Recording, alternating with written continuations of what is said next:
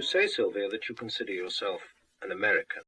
But when we listen to a poem like Daddy, which talks about Dachau and Auschwitz and Mein Kampf, now I have the impression that this is the sort of poem that a real American could not have written with the same feeling and grasp with which you have written it, because it doesn't mean so much. These names do not, I think, mean so much on the other side of the Atlantic, do they? Well, now, you're talking to me as a general American. Well, in particular, my background is, may I say, German and Austrian.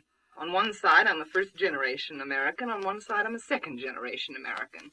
And so my concern, I must say, with concentration camps and so on is uniquely intense. And then again, I'm rather a political person as well. So I suppose that's what part of it comes from.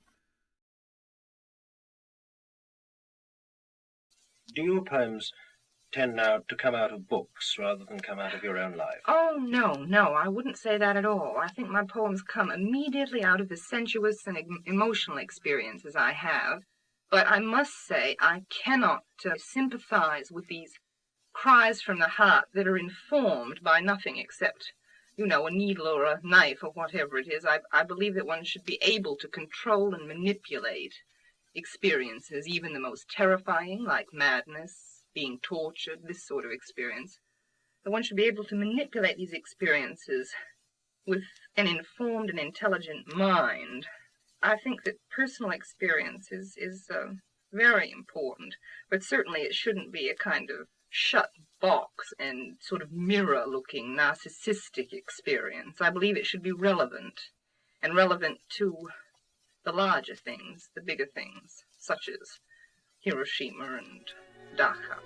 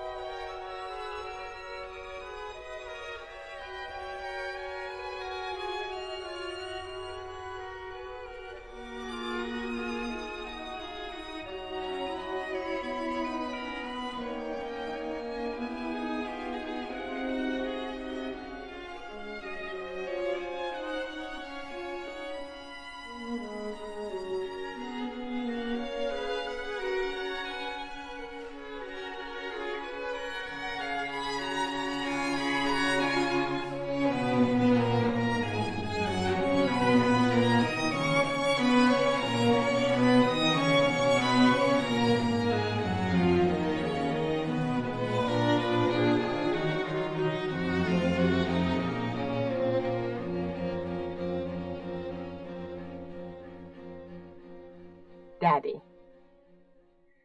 You do not do any more black shoe in which I have lived like a foot for 30 years, poor and white, barely daring to breathe or chew. Daddy, I have had to kill you.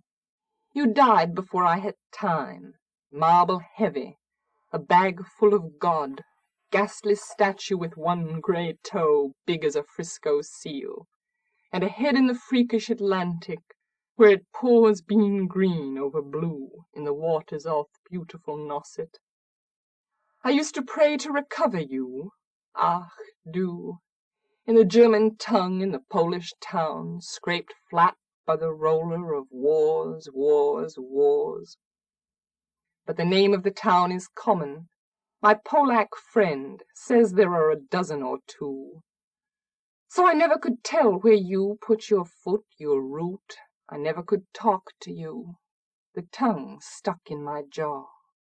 It's stuck in a barbed wire snare. Ich, I could hardly speak.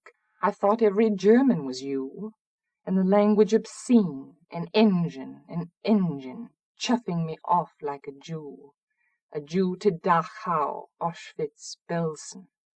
I began to talk like a Jew. I think I may well be a Jew. The snows of the Tyrol, the clear beer of Vienna, are not very pure or true.